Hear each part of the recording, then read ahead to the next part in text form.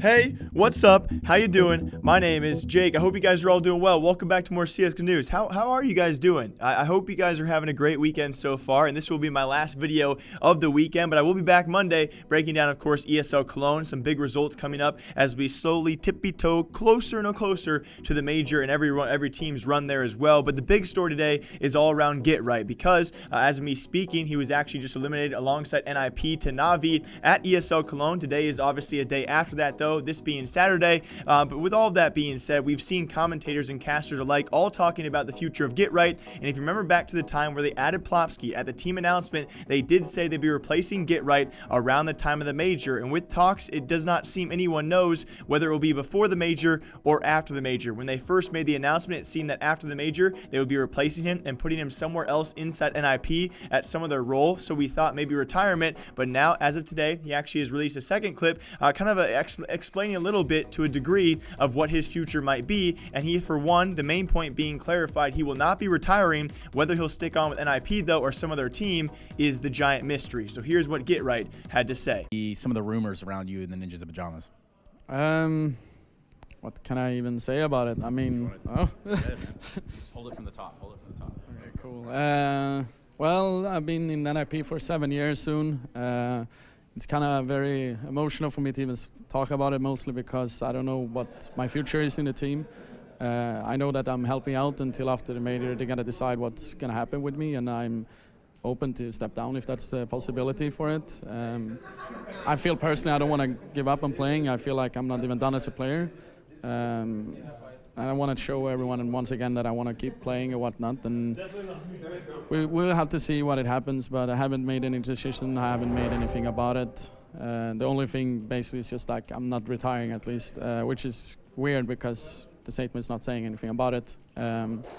So that's about it, and I'm doing everything that NIP needs me to do, and I want to help the team to become even better. And if I did confuse you early on, it was definitely contradicting points there. The post itself did say he would be replaced. He'd be put somewhere else inside NIP. We thought a management role, maybe some other role that's off the actual main roster who's playing CSGO. And then he said he is not retiring. They have no set plans right now. Why I'm bringing this up, though, is because it was actually yesterday, several times during commentary during ESL Cologne, Henry G and Sadokist were both saying several times this might be the last time we see Get Right in an NIP uniform. So I'm not sure if they heard something differently from what we were told so far, but we are not really sure the future of Get Right so far, and he's explained that himself. He will not be retiring, so rejoice, that's great news. Where he is going to go, though, even he does not know as of right now. And also in big news out there, I don't usually cover these kind of things, but it was S1mple. An HLTV interview did come out a couple of days ago. He gave one of the best compliments that any pro player in CSGO probably could ask for, that being the best player in CSGO, S1mple, calling you the closest player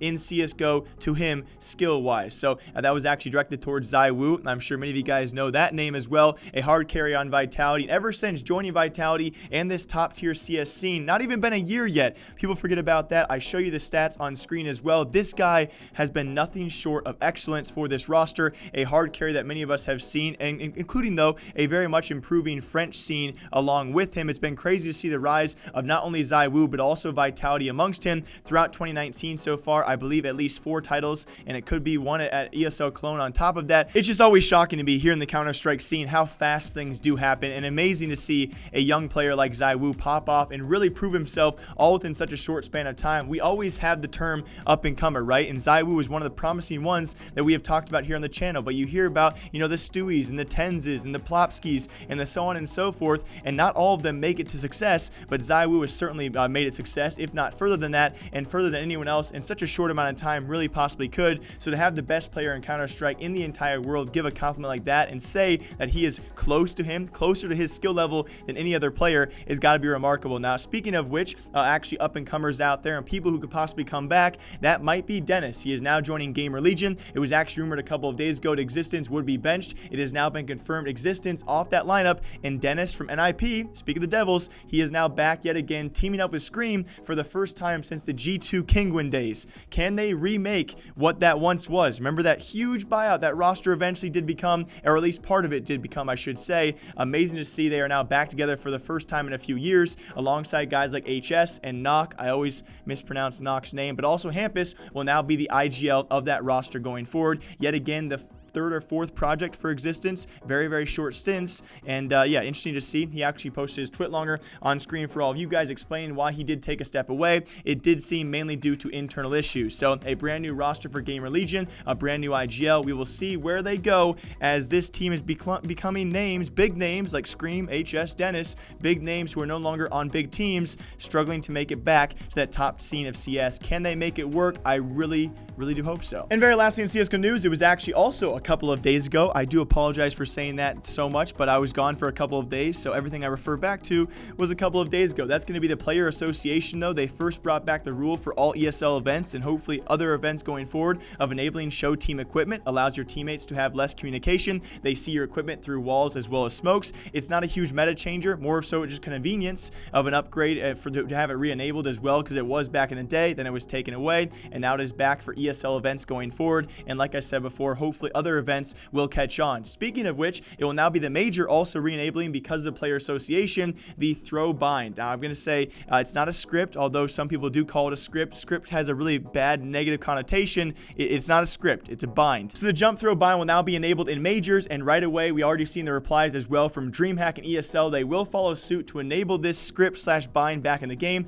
It's a huge convenience thing, not going to be a meta changer, much like the first rule, and so it will be allowing players to do in one click what they had to do in 2 sequentially timed clicks, which could be messed up as well. So this kind of enables everyone a more convenient thing for the jump throw in general, and I'm glad it's back. It's not a huge change. I am very excited though with the Player Association finally making these 2 changes all within that last 7 days. I'm super excited. Can they actually start making some big changes that we also can follow here on the channel, and we'll see what that progression does do, because over the past week, I would say over the past year and a half, ever since that plan came to fruition, I've never really mentioned the Player Association until now in the past week, where they brought back these 2 rules. So I hope they actually keep on progressing and keep on making changes, and so far it seems a lot of pro players are enjoying it, a lot more convenience with these 2 updates so far. But as always, my name is Jake. I hope you guys all enjoy. I'm going to enjoy my weekend and take naps and hopefully get rid of these bags under my eyes, but probably not going to happen. So thank you for all the comments. I'm still really hyped up. I think the best CSGO news I had this week was